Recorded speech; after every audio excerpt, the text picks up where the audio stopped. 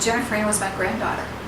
And she was murdered in 2006 by an ex-boyfriend, and her dad, this was his only child, and her dad decided to start an organization in her name because she wanted to be a psychologist also. And she wanted to help people, so we help people in her name. She was an honor student and a hospital volunteer, and this young man had dropped out of high school and he'd gotten in trouble with the law. And so he was in a very different place in his life. But he got back in touch with her when he got out of boot camp, and she thought she could help him. We were given her laptop after the murder, and she was confronting him about drug use and things like that. So she knew, and she knew it was a problem, but again, she thought she could help. Whether they want to be a psychologist or not, they think they can help. I can help him, I can help her. You know, I know that if I love them enough, that wasn't the case there, but you know, that's another way of helping. If I love them enough that, you know, they're going to be better people, they won't hurt me or whatever. There's a lot of being naive, I think. And that's why we like to educate teenagers, because I'm hoping there'll be less domestic violence later. Because the people who put up with the abuse now, they're going to put up with it later too. I think there's a lot of domestic violence here in our city that's not reported, simply because we live so close to the border. And there's a lot of cultural factors that compel people or influence them not to report it, because they just see it as just a way of living. Many times, for example, when I ask applicants in the interview whether or not there's ever been any physical abuse, they usually say no. And when I probe further and say, you know, he's never pulled you or pushed you or grabbed you or shoved you aside, they say, oh yeah, that happens all the time.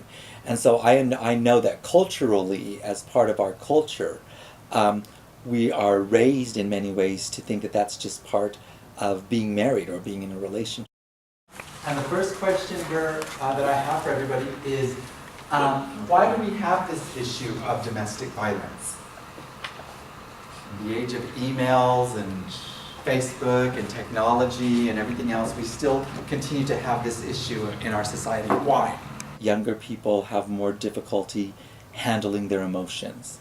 And so there's more of a possibility for tragic consequences. With the use of technology, they use Facebook and Twitter and cell phones to isolate their victims and keep tabs on them, whereas adults don't have that or aren't as savvy about that technology. But the dynamics are the same. Teenagers need to understand, especially as they're starting in the dating world, they need to understand that there's never a guarantee, there never was a guarantee that you would meet somebody and be in love and live happily ever after forever with that person, right? There's the very real possibility that you may never experience that in your lifetime. And there's nothing wrong with that, because I think a lot of people stay in abusive relationships out of desperation. You know, this is it for me, I'm never going to find anybody else who cares about me, and so I'll tolerate this.